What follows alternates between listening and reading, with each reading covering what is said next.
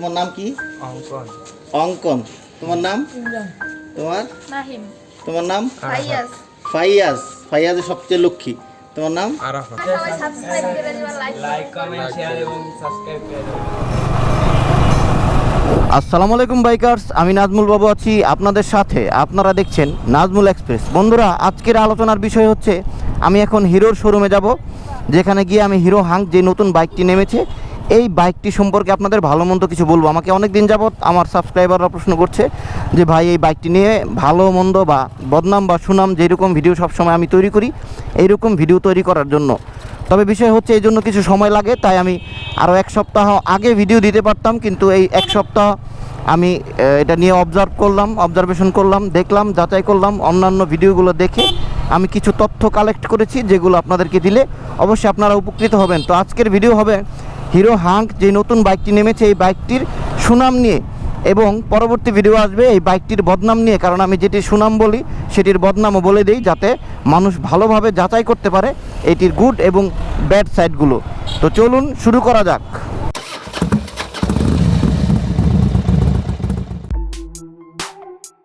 তো বন্ধুরা, বাইকের প্রথম যেই পজিটিভ দিক বলবো সুনাম, তা হলো বাইকটির সিটিং পজিশন। সেম আগের মতোই হাঙ্ক আগে যে বাইকটি ছিল সেটির মতোই সিটিং পজিশন রাখা হয়েছে। হ্যান্ডেলবারটি একটু কাছে মনে হলো আমার কাছে। ঘন্টার পর ঘন্টা এই বাইকটি রাইড করার জন্য যথেষ্ট, এবং এই বাইকটি আপনি লং ট্যুরের জন্য ব্যবহার করতে পারবেন, সিটিতে ব্যবহার করতে পারবেন। ডেইলি রাইডিং এর জন্য এই বাইকটির সিটিং পজিশন যথেষ্ট ভালো।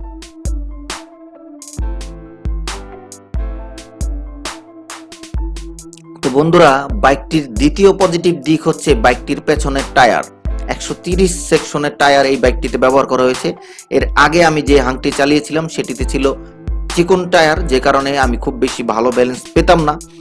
আর ডেইলি রাইড করার জন্য এমন একটি বাইক যেটির 130 সেকশনের tyre, commuter bike, seating position ভালো, তাহলে বাইকটির আউটপুট বা চালিয়ে মজাটা আপনারা অবশ্যই অনেক অনেক পাবেন।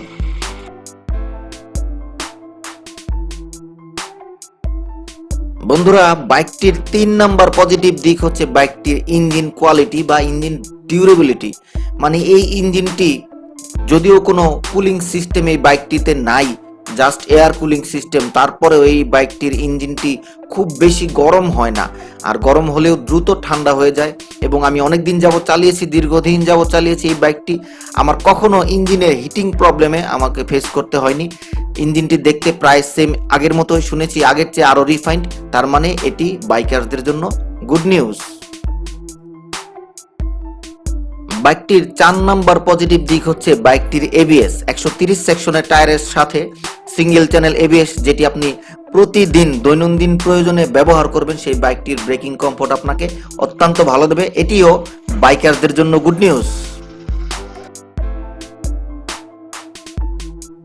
বাইকটির 5 নম্বর পজিটিভ দিক হচ্ছে বাইকটির ইঞ্জিন সাউন্ড। এরকম অনেক বাইক আছে যেগুলো দেখতে অনেক সুন্দর, কিন্তু সেই বাইকগুলোর ইঞ্জিন সাউন্ডের কারণে রাইডাররা হ্যাপি না। তো এই বাইকটির ইঞ্জিনের স্মুথনেস বা সাউন্ডের কারণে আপনি কখনোই বোরিং হবেন না, এবং শব্দটা প্রতিটি বাইকারেরই ভালো লাগবে।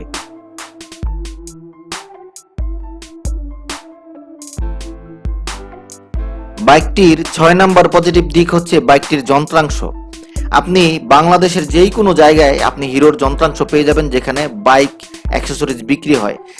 আগে আমরা এরকম নিয়ে একটি প্রবাদ ছিল, একটি কৌতুক করতাম যে হিরো হোন্ডার কিংবা হিরোর পার্টস নাকি মুদির দোকানেও পাওয়া যায়। তো যাই হোক, বিষয়টি হচ্ছে এই বাইকটির যন্ত্রাংশের দাম কম, এবং সেগুলো বাংলাদেশের যেই কোনো জায়গায় আপনি খুব সহজেই পেয়ে যাবেন। এটি বাইকারদের জন্য একটি গুড নিউজ।